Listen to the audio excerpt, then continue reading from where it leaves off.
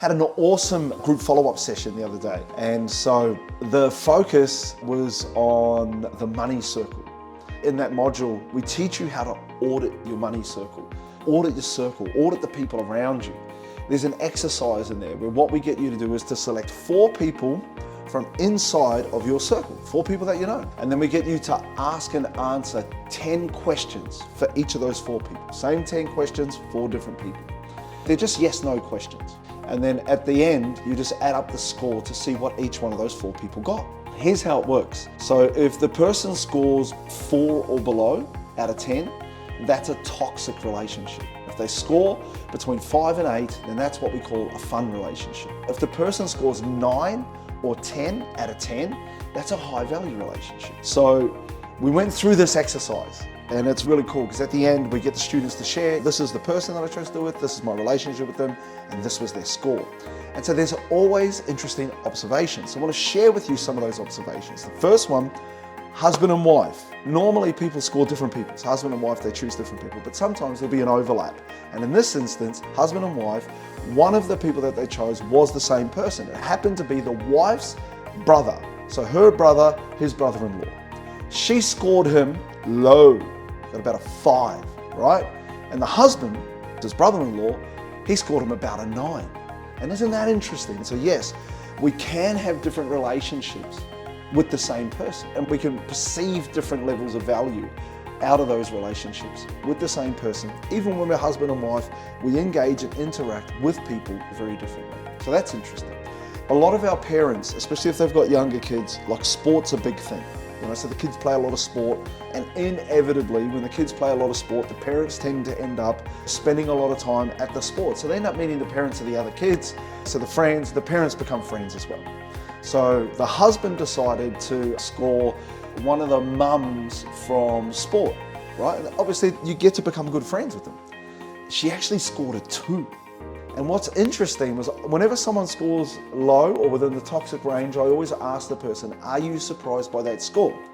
And the husband answer was, yes, I am surprised. And the wife, who's obviously sitting next to him on the Zoom, says, I'm not surprised. I always knew she was a 2.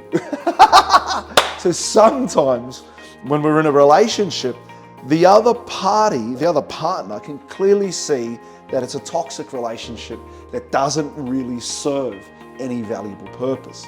So sometimes we should listen up for that, especially you guys.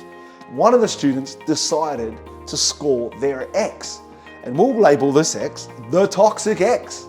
So she's, oh my gosh, Massey, I scored my ex and he's so toxic. I can't believe I wasted so much time in that relationship. Isn't that interesting?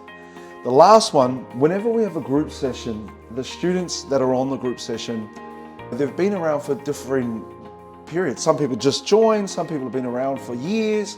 So there's always a range of students that are on the sessions. So anyway, this student said, Massey, since I last did this exercise, I've completely audited my circle, and I'm proud to say there are only 10s left.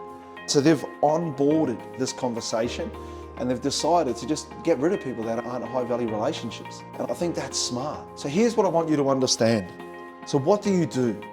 What happens if you've got toxic relationships? Well, the first thing you need to do is limit time, right? You need to limit time. There should be no deliberate time spent inside of a relationship where it's a toxic relationship. It should be just, you bump into them at other things, you see them, but it's not intentional. You're not setting aside time to spend with that individual. And the second thing that you absolutely must do is stop having high value conversations in low value relationships. Do not do that. Do not speak to that person about your hopes, your dreams, your ambitions, what you're doing, your goals, because that person will just cast shade and doubt across anything positive that's happening in your life. And I don't want that for you. And you can find yourself trying to justify, you can find yourself trying to convince this person of all the good things that you're trying to do in your life. And that is an absolute waste of your energy. I don't want that for you. So what should you do? What you should do is have low value conversations in low value relationships. That's it. What are you talking about? Man, talk about sport. Bro, did you see the wires? Got knocked out. Oh my gosh. Talk about the weather. Geez, the sky is blue today. Isn't that amazing? Low value conversations with zero expectations. That way you guard and protect yourself emotionally from bad negative energy that can come your way. And if you do that, I'll see you at the top of the mountain.